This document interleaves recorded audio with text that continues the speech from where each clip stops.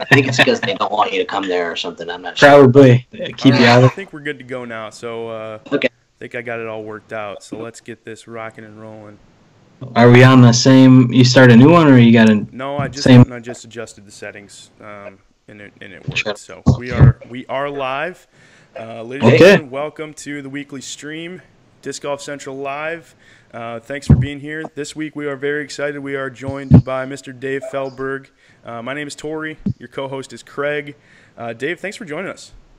Oh, thanks for having me, guys. Nice to deal with some Michigan guys. Yeah. Michigan boys, born and bred. I'm not currently in Michigan. Michigan will always be in my heart. But Dave, currently why we're having you on today is to talk about Team Infinite Discs, which you got there on your shirt, and also talk about the Next Gen Tour. We had Larry Crouch on a couple weeks ago from Pro Pull, and he talked a little bit about the Next Gen Tour and how Pro Pull is the official training device of the Next Gen Tour.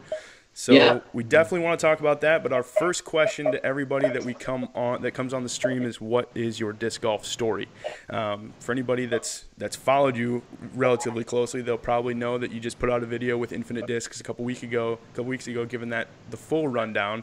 So for anybody that doesn't follow you, I'll just give you a little bit of background, and we can let you dive into maybe the question of when you knew in your career when that disc golf was going to be something more than just something fun, but something you could make into a profession. So, but for those of you out there that aren't familiar, Mr. Dave Feldberg is indeed a PDGA World Champion. We'll go back to 2005, United States Disc Golf Champion. Won the Worlds in 2008, Japan Open in 2008, Player of the Year in 2008 as well as 2010. You won the European Open in both 2006 and 2011, Japan Open also in 2008, Aussie Open in 2015.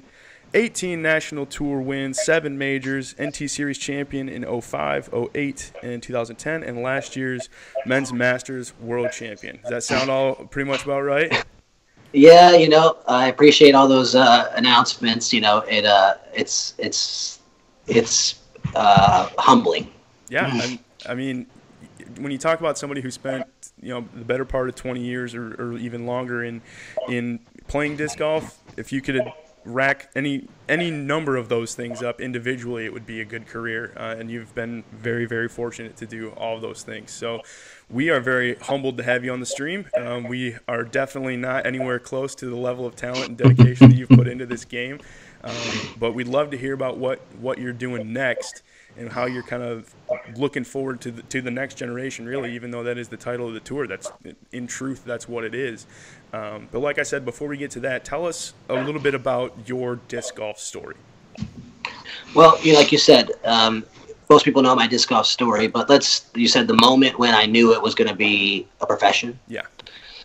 And around 2004, I want to say, Avery and I were sleeping in the RV. Side, but our bunks were next to each other. Mm-hmm. We just woke up one day and looked at each other, and we were like, "This ain't doing it." It was fun. We enjoyed it. It was best times ever, but there wasn't any money, and there just didn't seem to be. And beating Ken Climo seemed like a mountain of unbeatable lava. As it would. And there was definitely other guys that were near his level that had been playing much longer than us. So it was a tough thing. So when we went back to college, I started having more time to not be on the road. And I started doing things like yoga and working out and practicing, not just going to tournaments. Before we just went to a tournament every single week, no practice. Sure, we practiced the course, but we just went to a tournament. We drove to a tournament. We played 40-some weeks a year. So as I was going to college, I was able to develop that, reduce my play to about 20 tournaments a year. And as I went through college, I went to 4th in the world. Then I was 3rd in the world as a sophomore, then 2nd in the world as a junior. And by the time I graduated from college, I was ranked number 1. And I just won the worlds, like you said, and all those titles. And Innova gave me a signature disc, the first time besides those famous 2 guys. And basically, the sport was at a point where my royalty checks and my bonuses and my PDGA was a pretty decent amount of money. And so I had to decide, was I going to go forward with what I went to school for or become a professional disc golfer completely? And that's the moment I decided that hey, why not do what you can love if you can make that kind of money? And so basically, I wasn't getting rich. I was making maybe like 80,000 gross. which, most people are home like, hey, that ain't bad. Yeah. But, there is some expenses. But sure. that was Right. really, and I knew that there was no job that I could get out of college that would pay me that much. Yeah. Sure. So I made that decision, and I said, well, until it doesn't do that, then I'm going to stick with it. And it did it for quite a long time. And sure, it reduced a little bit there, around 2012 when I switched companies and took that chance. But then it went back up again, And so, and then because I got so used to it and became so connected within the sport that instead of when I play went down and I got injured, I decided with my, wife that why don't I just become more involved with the other parts? I had done everything from state coordinator to PDGA board to college coaching to, all kinds of different things. And she's like, well, with all this, why don't you find some avenue that works for you that you can at least make a livelihood? And so we, together came up with the Next Generation Tour. And I, obviously haven't made a livelihood out of it yet, but, hopefully that's where we're going. And that's what, all the work's been about. Mm-hmm. Yeah, that's awesome. Yeah, like you said, I mean, it might not be a livelihood now, but anything worth building's got to start somewhere. Yeah. And I personally, I didn't even know that the Next Generation Tour had started a few years ago. This was the first year that I had really become aware of it, and it seemed to just kind of explode into my talk about what is the Next Gen Tour for people who are uninitiated completely like I was. But well, it's funny you say that. Cynthia and I started it around 2016. Right. And, we gave away a trip to Europe, and we only had 12 organized events, but it was our first attempt at it. And then we grew it in 2017, 2018. But the reason that you hadn't heard about it is because we kind of got cornered as a one-brand show, and people thought it was a Latitude presented thing. Gotcha. And that it was only for Latitude. Latitude owned it. Latitude did it all, and it was more like a vehicle for their product, for marketing. But the real truth was it was our thing, and we were trying to make it work. But that was my current sponsor, so why wouldn't you start with them? Right. Made perfect sense to us, but we didn't realize it would lead down the road that if you weren't Trilogy, you had no interest. Sure. Right, and that's kind of what we noticed right away. So, so what is the Next Generation Tour? The Next Generation Tour, I always tell the same story. I got injured, and before I was injured, Cynthia was traveling around with me, and she played a random tournament here or there. She didn't play every weekend, but if there's something she could play and we thought it made sense, she loves to play. So she played, and we just kind of noticed a pattern that the experience I was given versus experience she was given was not on par. Even though it was the same tournament name or whatever and paid the same amount of money or whatever it just wasn't the same feel. Down to banners, drinks on the course, everything, people paid attention to it. And so what we realized is that combining amateur tournaments with pro tournaments made it so that the AMs were never the highlight, right? Nobody watches nobody watches somebody play disc golf if they're not as good as someone they can watch over there. Right. Yep. Right. But so if you made the amateurs the highlight, then, obviously they're the best player on the course that day, then you might be interested in watching them. Yeah. So that was the first thing that popped in our mind. And the second thing that popped in our mind was not trying to give that experience to amateurs that they deserve. We realized that they're the larger part of the membership. They pay the same amount of money. And, they weren't given choice of players packages. They're always just forced with what they're to take, even if they already have 5 of them. Right. Their payouts were not very high. They were trophy only a lot of times, and we just saw this pattern that, I figured it will eventually wear amateurs out and they would stop participating in amateur tournaments on the PDGA level is what I started to think, and so Cynthia and I put together something. We had the help of Pat Govang and some other team members, and basically we decided to take next level. And as Cynthia would say, from her perspective, I thought Dave was really good at running tournaments, and so I pushed him to, keep running tournaments because I liked, I thought that was something you do. I was injured, and it was something that I could give back to the sport, and then I just kept going from there. So the Next Generation Tour is the biggest amateur tour in the nation. It has the most amount of tournaments, the most amount of payout, the most incentives. I mean, pretty much we have the most sponsors. I mean, pretty much we're trying to grow it, and our payouts, for example, our first place payouts are bigger than any tournaments that ever existed in pro or amateur. And it's going to be even more exciting this year when I announce it in 2 weeks. Well, it's about a week out now, but we're going to revolutionize the concept of how this stuff works and keep proving that you can give more in one tournament. And I think one of the things that goes along with that, besides servicing the amateur, is we're kind of setting a model that, look, if you put this kind of effort in organization to something, look what we can raise. So imagine if you could do it on the pro level. Right. So I just think that we are working on trying to give amateurs the best experience possible while providing for all amateurs of all divisions, while providing an additional thing for top amateurs to take that step. I call it like farm team. Yeah. Basically like AAA baseball or something. You need a place for people to get media exposure, learn how to talk on the camera, learn how to play for pressure and something more than 10 frisbees. And I think that once you teach them that, then they can take that next step. But we noticed that before that, there was a gap. Going from AM to pro was like day and night, and most of these guys showed up, finished in the bottom 10%. Their wife got angry about the 5th time they wasted their weekend and their money, and they had to stop playing. Yeah. And when they got back to Michigan to tell her what happened, and they wanted to go play the local tournament with their buddies, they weren't eligible anymore because they had made $20 somewhere. And so now they were stuck in the division with people they didn't know, at the bottom with people who didn't respect the game at the level that they had achieved and wanted to be at because their skill wasn't there yet, and their buddies wouldn't play with them anymore because they weren't allowed. So it was a place that was a lose-lose for most players in that range, and the tour was designed around that in the beginning. But, working with the PDGA, you're trying to get creative and trying to find a way to service that player. So we're not quite there yet, but this new thing that we will announce hopefully will service them a little more. But we're trying to find that gap. One of the things we tell people is that when we started this tour, and I'm not sure it's changed, but 940 or 930 to 980, highest dropout rate in PDGA renewals. Mm-hmm. Yeah, I believe it. Yeah, there's nowhere to go. Yeah, nobody respects the guy who's 980 in town when they should. He's he's got a wife, a kids, a family. If you're a 980 darts player and you show up, or pool or bowling, you walk in the bowling alley, they're like, "Yeah, Bob, what's up?" Right. Respect you, But you don't get that at disc golf. They're like, you're too close to the top pros, and our sport allows that, and people treat you like, oh, well, you think you're good, but you're no Paul McBeth. Right.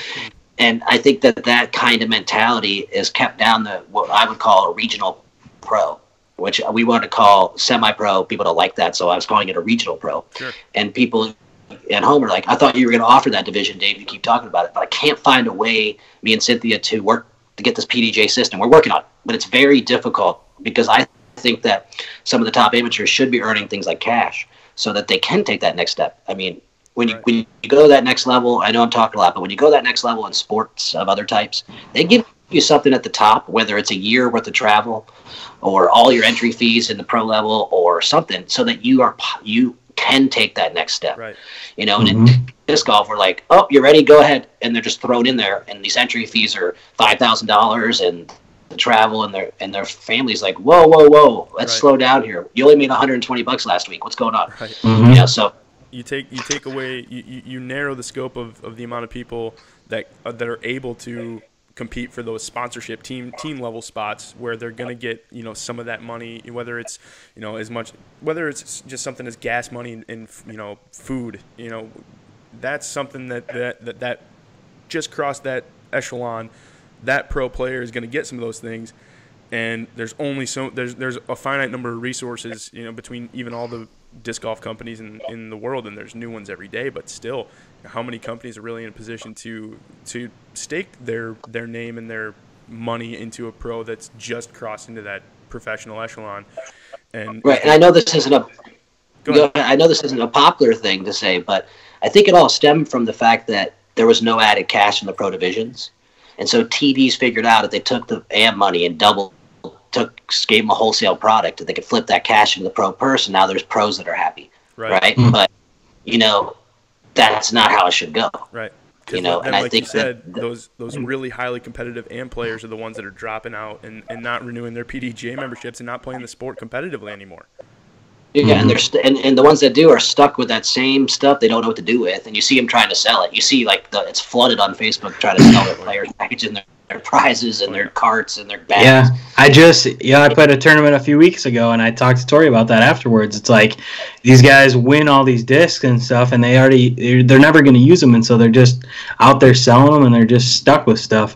Kind of going off of what you said there, and heard you talk about it in the Infinite video and talking about sponsorships and people wanting so badly to have that sponsorship with a specific brand or a specific company that they're willing to maybe use inferior products or inferior discs that don't necessarily suit their game. And it's something that Tori and I have talked about a little bit, and I know I've heard Paul McBeth talk about there's too many sponsored players out there right now compared to 10, 15, 20 years ago when a sponsorship actually meant something. And maybe it still means something now, but is it a little bit watered down compared to back when you broke onto the scene? Well, when I broke onto the scene, Innova had a strict policy, 10 sponsored guys. Right.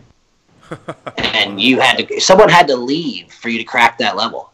I waited and waited for Larry Leonard to retire, right. before I could crack into that level, and I'm just saying that, that's one thing that is important. But I think what happened is because of the social media outbreak and because of everything that took place, marketing became the most important way to get your company out there. It became competitive. There wasn't just one or two companies. And these companies decided that they could use the word sponsorship as a paid marketing position. You could call it, they're getting the steal of a lifetime, where they have into 25 minutes, under $100. So under $100 for the year, they got you going out for 365 days promoting their product.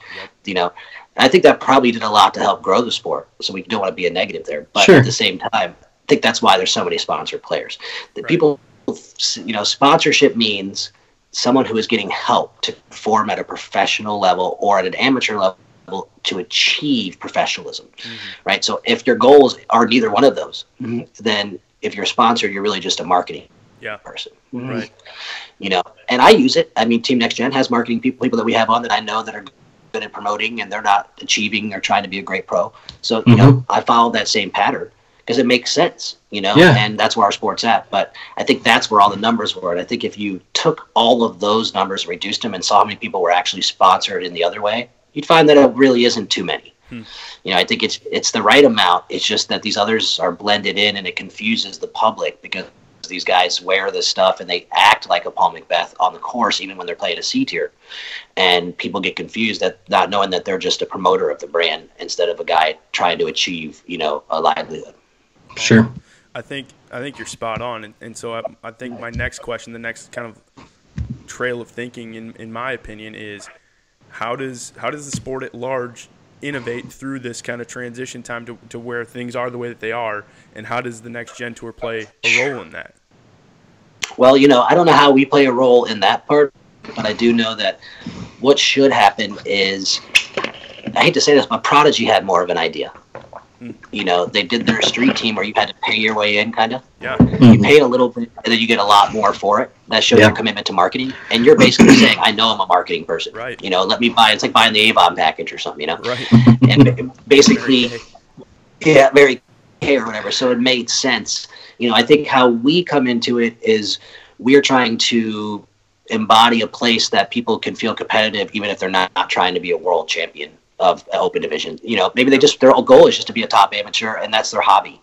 And we're trying to embody a place that you can enjoy that and have a good time while being somewhat competitive still. And you get on TV to show your grandma at Christmas and, all that stuff. But, I do think it's a problem, though, because people are now, as soon as a company doesn't want to sponsor them, even in the marketing way, they're just jumping ship.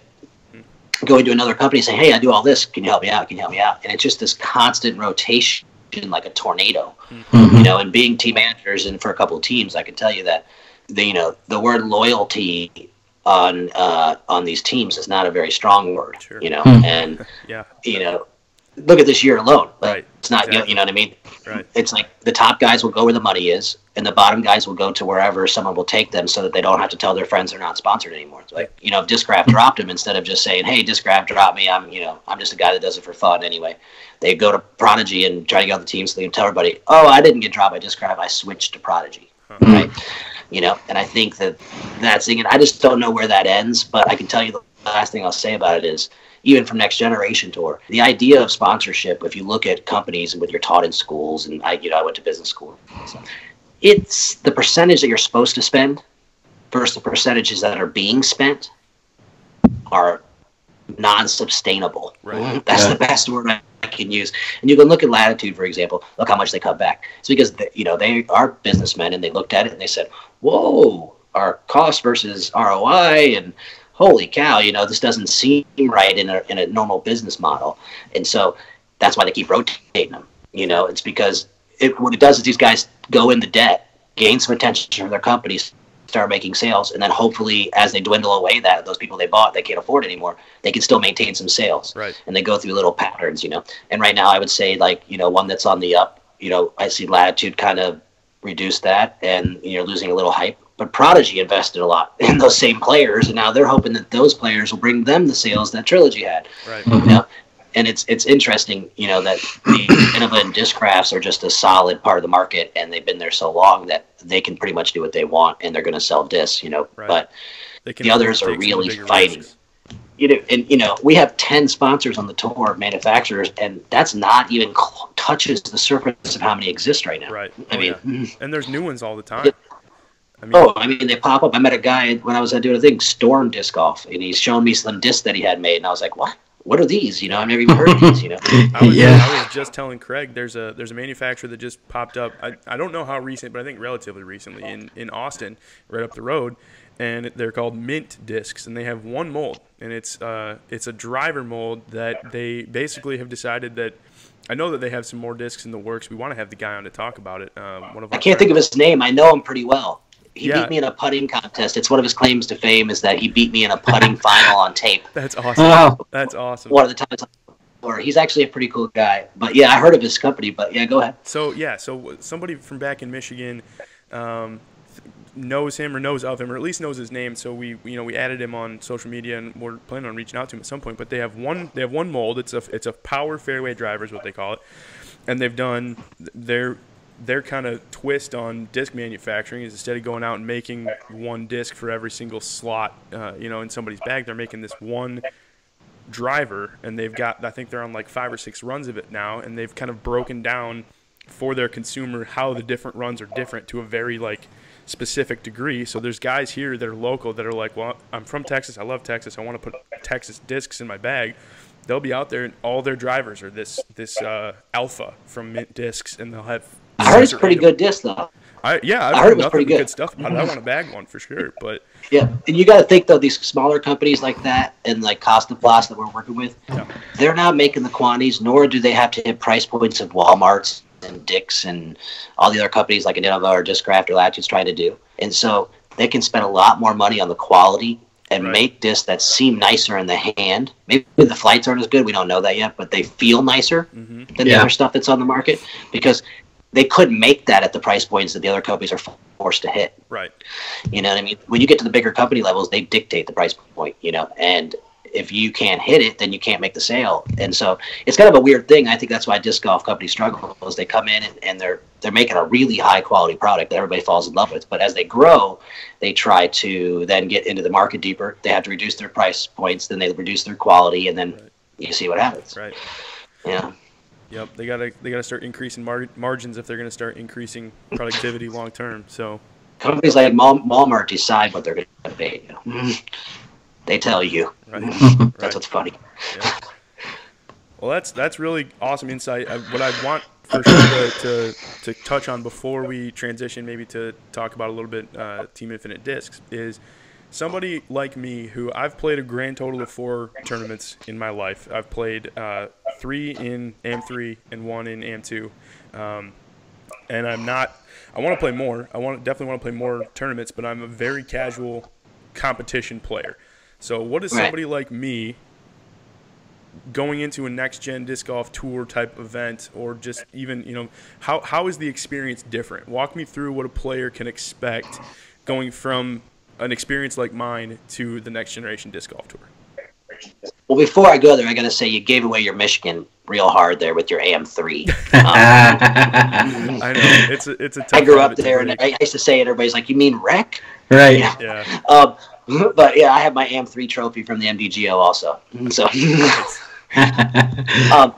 but to answer your question is yes, obviously we provide that upper experience. We've already talked about it, national championships, biggest, all that stuff, right? But for a person who is not have the goals to go that far, You go to one of our tournaments, you're going to get a really cool custom players package where you get to pick your disc. You pick your disc at registration. Wow, that's cool. So nobody's sticking you with something you don't want. Right. I've got so many wizards that I don't yeah. know. Right. So you pick what you want. We're giving you a really cool players package. It includes like a Keen half-off card and some other products. We do the full payouts, so the stuff that you're used to. We have cool pins from disc golf pins for trophies and all that stuff. But on top of it, you're automatically entered into a national points race. And Infinite Disc has made us a profile where it will rank you in your state, your region, and nationally, and by division. So you could be a recreational AM3, sign up, and now you're going to be playing against all the other AM3s in your state, all the other AM3s regionally, and all your other AM3s nationally, and we'll give you a payout at the end of the year. It's 25 to 50K minimum that we'll be giving out to these divisions. So you could just play a couple tournaments, get some points, cash, go to the website, check out your profile. That's the other part is you play in one event, Infinite creates you a profile that ranks you, shows your PDGA stats, shows your NG stats, it shows where you're going to play next. You can put your pictures up there, your disc bag. You can trade with people. Wow. I mean, it's becoming an interactive thing. You kind of took that PDGA profile to the next level. Wow, I'm 68th best in the country. That's pretty good, Yeah. And, then we give you $100 for the stuff at the end of the year. And that's a nice feeling before Christmas to get a email saying, hey, you've won $219. You could spend it on anything you want. Could be a basket, could be a disc, could be a sweatshirt. And I think that's the other key point is we have made above and beyond decisions that we will never force you to take a product again that you don't want. That's awesome. That's awesome. That's really, man, that's incredibly innovative. And I think what you found is a hole in the market that has needed to be filled. Like you talked about, it's like the minor league baseball guy. It seems like the idea was there for the AMs to kind of feed the pro divisions, but the support internally, infrastructurally within the sport isn't there. And this is something that's going to maybe bridge that gap, especially as it grows. Because I want to talk about how that Infinite Discs and your team Infinite, that relationship kind of came about as we turned the corner here. But before we close the door on Next Generation Disc Golf Tour, tell people how many events there are, where they can go to find out more about playing in Next Generation Disc Golf. So the Next Generation Tour goal this year is 300 events. That includes affiliates that are events that we associate with that you can get points in, league nights, exclusive events, which are used to be called qualifiers, sure, standalone one-day events, and premier events, what we used to call regionals. Those are 2-day events that are A-tier level. Okay. And basically, between all of them, we're shooting for about 300. Right now on the schedule, I have 130 exclusive events ready to go, with another 50 that'll probably end up in the next couple weeks. People waiting for state coordinator approval and stuff like that. Then we've got about 20 to 25 premier events, those A-tier level ones, going all the way every other state across the country. We got Paul Macbeth running a whole bunch up on the East Coast. We got our other guys running stuff on the West Coast and in the middle. And then we're working on the league nights and affiliates. I've got about 10 to 20 affiliates, but that's my next push is I'm going to be contacting TDs so that they can, if they give them our player package, we'll give them the points and make their event an NG event, and they can use the rest of their entry fee money for whatever they want. And so if you want information, go to nextgendiscgolf.com, hit the schedule, and you'll see it right there. It's got it listed by region. Right now, our guy's constantly updating it because I'm constantly adding to it. So, bear with us if your event's missing or you're looking for one. A lot more coming. Think about it. I have at least 60 people that ran one last year who already told me 4 times they're going to run it. They're just waiting on approval. Those are all about to pop up. Yeah. And go ahead. Just real fast, just looking at the schedule right now, I see, there's a couple in Michigan, specifically one at Hickory Hills in Traverse City, but there is not a link to register. Is that just a matter of waiting until it opens up? What does it say for date? Yeah, what does it say for date? August 17th. Yeah, it just means that he has just waiting. Disc golf registration. Yeah, there's just a few, throughout. Most of the disc golf scene stuff set like 90 days out or 140 days out or something, so cool. That's basically where that came from. But in Michigan, we're going to do Hickory Hills. We'll have Grand Rapids, Kalamazoo, Battle Creek. We're going to have the East Coast over there, the Tri-Cities. Right. We should have one up in Royal Oak somewhere. Okay. And I think that's all we got in Michigan, but that's quite a bit. Yeah, that's quite a few. Yeah, that's awesome. And then a premiere in Grand Rapids, Michigan, at the Bluegill. Okay. With Mike Durko as TD, and Mr. Gill always takes care of me. I got to play that course as part of a collegiate national qualifier. That's a fun course. Yeah. And one thing I wanted to say, also you can find out a lot of information on our Facebook page. Mm-hmm. So go to our Facebook page, and we have a lounge, and we have, we're having all kinds of contests and stuff like that. But yes, the schedule is ever growing. The reason that it's not as, in the years past, I already had all the events up there. They were already ready to register, right? If you followed us, you know that. But the reason we haven't done that this year is it's just a lot of work bringing in all these companies. You know what I mean? Yeah. And we finally got it all ready, and it's not like we have 50 employees and millions of dollars. So we're doing everything we can to get it going. We've got it all set now. We'll be adding the schedule stuff and getting all the links and everybody to register. And we already had an event this last weekend. It was quite a success. Almost 40 players over there at Browns and Bows. And I think that, his attendance had always been small, for example, at that event. Around 11 to 15 players, it was just something that people in that area weren't into. This year he had 40. So I think that's an indication that we are hitting more people. People are starting to recognize. We also have all divisions this year. Before it was like you had to be an advanced man or an intermediate man. So now we have women, juniors, masters, and I think that that's also going to allow more people to play. So. All good. Very cool. All good stuff. That sounds great. It's a really exciting time right now for disc golf in general. I think things are they seem to change so fast in this game, and I think this is just going to be one of those things that you see in even 2 years from now. What could it be? And looking back at these as the old days, because things have just gotten so huge. I think it's definitely got that potential, and I'm excited to see what happens for sure. For sure. Yeah. So talk a little bit about, because you spoke, and this was a while ago now, but we kind of covered some more things, but you spoke about how the integration between players on the Next Gen Disc Golf Tour and then basically getting what amounts to their payouts at the end of the year from Infinite Discs, which is obviously the largest online disc golf retailer in the world. So was it a natural kind of a thing for you to join Team Infinite Discs, or was there something behind the scenes going back to the start of Next Gen Disc Golf? Walk us through a little bit how this relationship kind of came about and what the benefits are for you as a player.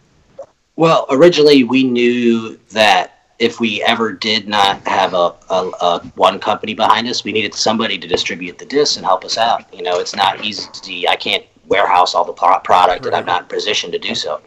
Either is Cynthia. So what we decided was we went to Infinite, and they were a tour sponsor in 2017. But the ROI that I could provide him, in such a new year wasn't as high as he wanted, which I understood. Sure. So in 2017 he sat out, or 2018 he sat out. Okay. So then at the end of this 2018, I knew the move we were making. And I was glad that we hadn't pushed him to burn the bridge. He didn't leave in an angry way or anything. Yeah. He said, just come back to me when you guys have more stuff, So we came back to him and said, hey, how about you become our, partner distributor here and host all the brands? And he was like, what? This sounds amazing. Yeah. What can I do to get involved? So one of the things that was included in that was he offered me a Team Infinite spot. And that, a lot of people are thinking, well, does that mean I'm going to throw Infinite discs? Or, the truth is I'm not required to throw any of his discs. He said, throw them if you like them. Obviously I will like a few. Most companies make good discs, but he said, throw what you want. It's more about promoting the Next Generation Tour and, getting the good word about Infinite and growing their brand. And so, it made sense for the combination, and originally my mind was, there's no disc involved. So that's really the brainchild that Cynthia and I came up with. We were thinking about it for 2 seasons, right? And then right before we made the offer to all of a sudden they're making discs, right? So that kind of threw off things, but I think that their brand is a little bit under the radar yet. And so I don't think people associate them with the making discs yet as much as they should be. So, we were able to make this transfer without people thinking it was a brand transfer.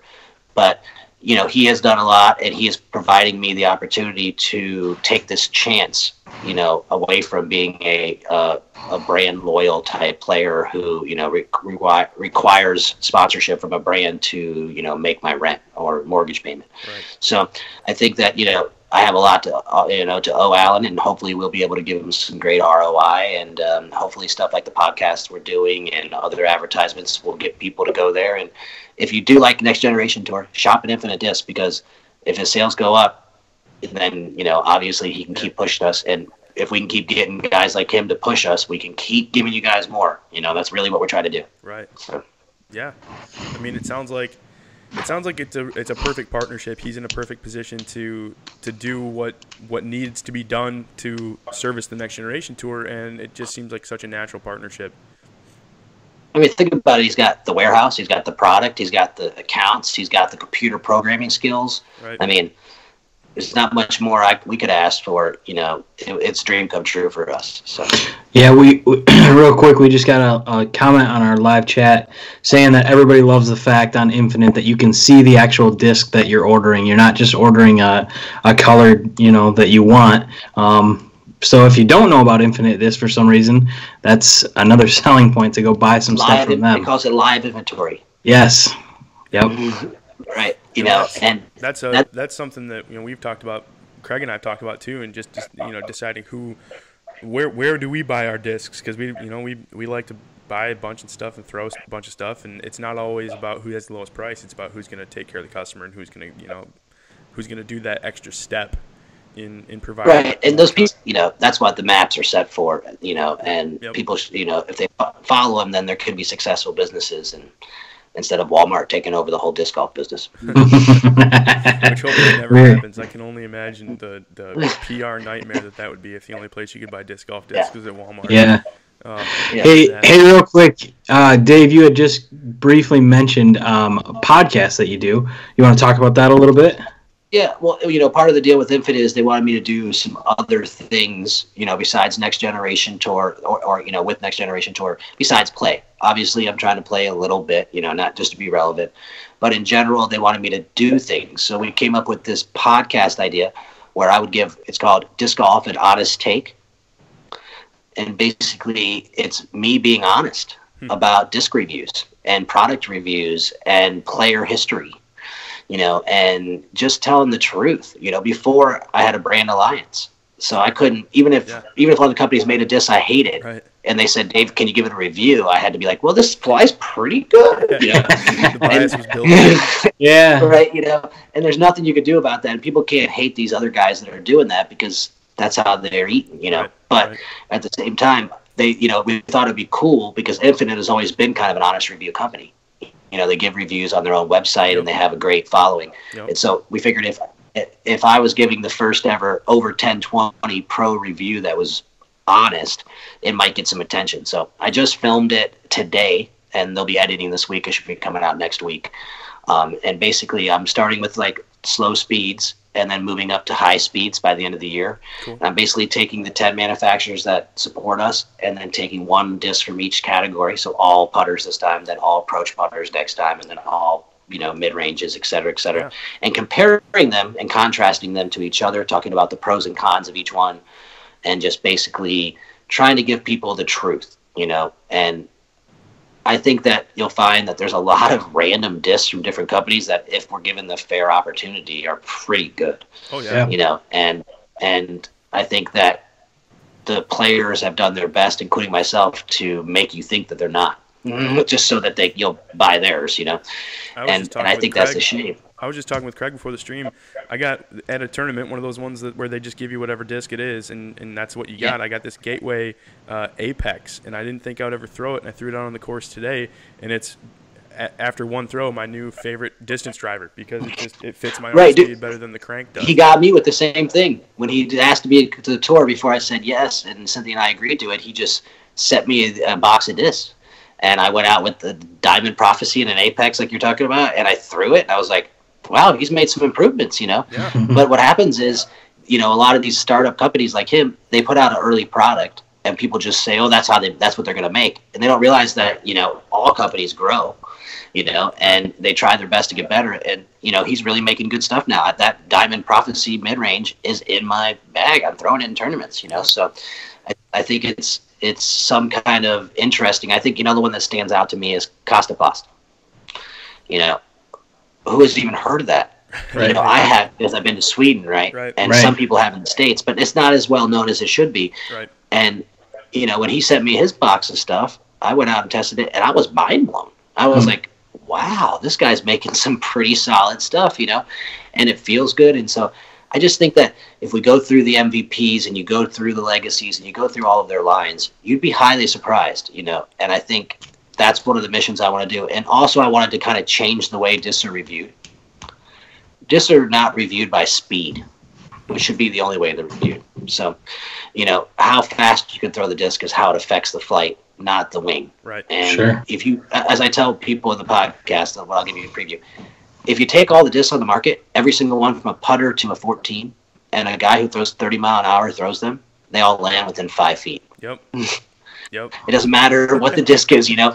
And true. As you get more speed, you can see the changes in flight. Yep. And I think that how we buy discs should be based on how fast you throw. You should go in, get a radar gun reading, just like in ball golf. Oh, you're 41. And you go to the chart, it says 41 mile an hour. This is what the discs do at 41.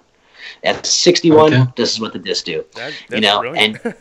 But you know, I don't think that the manufacturers be as happy with me because, you know, then you don't play the I bought it, it wasn't the right one, let me get a second one. Right, exactly. Game. But So, but you that know. what disc golfer that's ever started off in the sport hasn't had that experience where they're like, okay, so this one says it's a speed 9, that one says it's a speed 13, so that one will fly faster, that one will go farther, and they go out and throw it and it goes 200 feet. You know, that's my exact experience with. I bought a Star Katana for my first ever distance driver, thinking, oh, it'll go 3 this way and 3 this way, and I threw it and it was just poof, done. Boom. And I was like, oh, this sucks. I need or to you'll buy realize another people always come up to me and they say, oh, well, why can I throw my putter as far as I can throw my katana? And I'm like, because you don't throw very hard yet, you know. So I think that right now I throw a Discraft Mantis as far as I throw my cranks. I mean, that's just my story right now, and I am trying to get better and throw faster, but it's not easy. It's why the pros are the pros. I mean, can you imagine walking into a ball golf store and being like, okay, what club do you use? I don't know, sir. Just try this one. Swing it. It's going to make you hit further. And then you swing it, and you're like, no. Then you come back, and you're like, no, we'll give you this one. No, I mean, you walk into the thing, you do one swing, they make a read, they go, okay, you swing at this apex, you swing at this speed, here's your 4 clubs to choose from, you know? And that's why they're keeping golfers happy, you know, because they're taking that time to make sure they have the proper equipment. Nobody wants to play anything with improper equipment. That's not right for them. Yeah. I mean, imagine skiing with skis that are the wrong length, you know, it just isn't very fun. Right. Oh, goofy, yeah. Huh. Well, that's cool. Man, this has been hands down my favorite stream so far. Dave, you know, just all credit to you. You're such a wealth of knowledge and experience in disc golf. I feel like there's 100 different topics I could you know, tangent off into and we could discuss, and it would be a great time. But we're not trying to keep you here for 3 hours. So before we let you go, you know, what's coming up for you this year competition-wise? If somebody wants to come out and, you know, see you play or trying to catch some, you know, Jomez coverage or something that you're going to be on, tell people where you're going to be. Well, you know, I had a newborn, Mr. Leo Max Feldberg, and Cynthia and I, you know, I'm not going to be Mr. PDGA 22626, and that's not an error. I bought it 17 years ago. That's awesome. Right. Yeah, and, you know, so I'm not as focused on playing, but I am trying to get out to – I'm playing about 5 or 6 local tournaments and maybe 6 or 7 national tournaments. So the stuff you'll be able to see me at nationally is Jonesboro, Great Lakes Open, Delaware Open, Augusta Classic, because that's really my backyard, so I call it local. I only have to drive an hour. And then Pro Worlds, Master Worlds, Selinsky, and USDGC.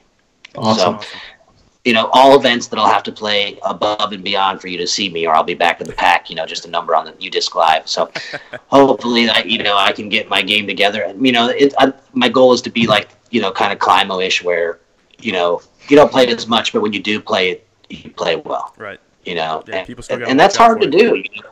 That's really hard to do. So hopefully I can do that. And then real quick, I just want to say you had Larry on, and that's how I ended up here, ProPool. Yes. And, you know, we have a lot of sponsors on the tour. You can go to our page and see them. I don't need to go through them all. But, yes, you know, thanks to Larry for the shout-out. And ProPool is the training device of the Next Generation Tour. And, you know, I think that where he's going makes sense. He's going to be making all kinds of products, training products, nets, and all kinds of different things and stuff that I've come up with for putting and driving. And the whole thing, the reason I brought it up is think about other sports. You walk into a golf store, a softball store, a baseball store, 30 to 35% is training products. Yep, 100%. Yep. Walk into a disc golf store, less than 1%. Yep. It's because we don't necessarily, we're not pushing people to get better. We're pushing people to spend money. Right. That's a very good insight, and it's spot on. Yes. Larry was kind enough to send Craig and I each a pro poll after we did the stream, and we're going to do a full review. Each of us are going to do a full review on them at some point in the near future. Obviously, Craig just had a kid, so his time's a little bit occupied at the moment. But it's blown both of us away with just what it does. It's really hard to describe to somebody the way that it makes you feel all the muscles that you're supposed to be using when you're throwing a disc that you don't ever work when you're in the gym working out, or when you're just even playing around, you don't feel it. And so, right. I always taught in my clinics. I'll tell you what's funny is, I don't know if Larry saw it, we didn't ever talk about it, but for 10 years I taught clinics, and for more than that, but for the last 10, I always told everybody, don't go buy one of those Pro Pool items. I didn't call it a Pro Pool, but the other ones, because they all broke and they didn't rotate correctly and stuff. So I told people, just go buy, take a disc, cut a hole in the middle, dye a rubber band around it, and you're good to go. But then Larry actually made one that is under that same concept. It just is put together properly. And I'm sure if you did it the way I said, it's going to break and snap you in the face, or whatever is going to happen. But so what reason I agreed to partner with Larry is that I think that if he puts out a bunch of training products and that he's going to be doing in the next year, I think that people will be excited about him. And I'll tell you the funny thing about it: Europeans are mostly into it. He's doing really well in Europe. Really, you know why? Cool. Because they take it serious. It's a sport in Europe. Yeah. You know what I mean? And they're not there just to drink beers. They're there to, train and get better. Right. And, nothing wrong with getting there to drink beers. That's where I started. But I'm just saying that, is why all of a sudden, he's getting orders from Europe right away. He's partnered with KJ Nybo, and KJ's, saying that it's really popular over there. So that's I think we're slowly starting to see that push come here with the whole disc golf strong, and, really focusing on that and focusing on form. And I'm excited for Larry to see kind of where he takes off here in the next however long. Cool. Yeah, I got something coming in the works called Perfect Putt. You'll see. Awesome. I need that, because I tell you what, every single off season I completely forget how to putt. It's like I can't get around it. So it's the way I taught Ricky. Okay. All right. Well, that's enough to. That's enough for me to say take my money already. So let's do it. Let's do this thing. Yeah. Awesome. So you guys got anything else for me? No, I don't think so. Other than, is there some email list I can go sign up for right now to know that the minute that the Perfect Putt drops, because that's when I want it, is that second. So Larry at ProPoolDiscGolf.com. Right, Larry at ProPool.com. There you go. Good luck, Larry. We'll reach out to him. But yeah, I just want to say before we leave, thank you guys for having me. And I just always have to say this at the end. I got a staff of, a huge core staff of Pat Govain, Colt Breck, Mike Fenton, Charlie Cavalier, Derek Ackley. These guys, without these guys, it's not going to happen. We've got huge TD support. We got volunteers at the events, and I've had my wife, Cynthia, she's my co-owner. And without those type of people, I'm the one that always gets to speak on these podcasts. Right. But without them, it really isn't going to work, and, that how is everything that works in these kind of sports is the behind the scenes people that are putting in all the effort. They really get taken care of. So I just want people to know, hey, they're not getting the hype that they could get media-wise, but we do everything we can at Next Generation Tour to really take care of the people that take care of us. We give out huge packages, and we really try to give back to them, because it doesn't happen without those people. And hopefully someday we'll get to a point where everybody's on a salary and hey, it's no big deal, just do your job. But at this point, people are going above and beyond in their side times and giving us the effort that it takes to make this happen. We just want to say thank you to all those people all the way down the line. So that's awesome. Yeah. Dave, can't tell you how much we appreciate you coming on the stream. A couple of no-name guys that just took a big swing and reached out, and thanks for being responsive. We are excited about growing this channel and giving more opportunities to people like yourself who do have a hugely immense wealth of knowledge and background in the sport, but especially also that guy that might find a home on the Next Gen Tour, and we can be that avenue where they get some of that exposure, talking to we're not the media, but talking to people who are more professional than us and are the media, guys like Joe Mez and Central Coast that are out there covering tournaments and stuff. It's all about elevating the quality of the content and the play and the experience for everybody that's involved with disc golf. So I think we can all align in that that goal. So thanks for coming on and helping us support that. Yeah, and I would say just real fast, Tori rambled off all of your accomplishments, disc golf, trophy-wise at the beginning, but just the amount of work and stuff that you've done, put in for the sport of disc golf. We can't say thank you enough as two guys that love the sport and love seeing it grow. Just thank you for everything that you've done and that you're continuing to do, and anything that we can do to help out, even on a very, very small scale, we're more than happy to help you out. Yeah. Well, hopefully we'll get some of our kids will play up really good, and we can get a couple of them to come on here. Yeah. There you go. Here we go. Yeah, I will just touch, because I totally glossed over it, and I tried to put it out of my mind because I didn't want to be like, I didn't want to tack it onto the list of accomplishments I already gave you. But my personal thanks to you, because I pretty much picked up all of the technique things that I know about disc golf from watching YouTube videos of you back in 08, 09. So the way I grip a putter and driver is thanks to you. So you've personally contributed to my disc golf game as well. So much thanks, and anytime you want to be on the stream, anytime we can reconnect, we'd love to have you. Well, thanks, guys, and just let me know when I'm needed, and I'll come back on, and let's keep going. NextGenerationTour.com. Come check us out. Awesome. Thanks, Dave. We're gonna let you go. Thanks so much. See ya. Man, talk about a passionate guy. There we go. Yeah, that's the amount of stuff that he does behind the scenes that will never. I mean, even in that video that he did with Infinite, he talks just briefly about when Prodigy was kind of getting started up, and he's like, I was part of that, but I can't really say too much. And it just makes you think, like, what exactly, what does he do behind the scenes that you don't know about? Because there's so much that you do know about. Right. Just an awesome guy. I'm glad that we could have him on. Glad that we could, obviously, fanboy side of us is like, oh my God, Dave Feldberg, but just awesome that he's willing to take some time on a Tuesday night to chat with us. Definitely never thought we'd be talking to a woman on episode 8, but man, this is a fun little ride here. So yeah, we've gone kind of long. We kept Dave on for let me pull it up here, for 51 minutes. So maybe this one can just be a standalone. We can just shut our traps, and what are we going to contribute after a stream like that? That guy is just a wealth of knowledge and experience. Like I said, I could have asked him 100 questions. Yeah, I don't know if you want to talk about our Grip 6 picks real quick from this weekend. I don't necessarily want to, but we probably should since we plugged it last week. We also said we weren't going to have a stream last week for today because I was going to be at things change quickly. Things change very quickly. And I was going to be having a baby today. Today was our due date, but my wife, went a little early, so things opened up, and here we are talking to Dave Feldberg. How quickly things can change. Just real quick before we go, last weekend was Throw Down the Mountain. Paul Macbeth again. If you don't know, spoiler alert, he crushed it again because he's Paul Macbeth, and why not? 3 straight course records, right?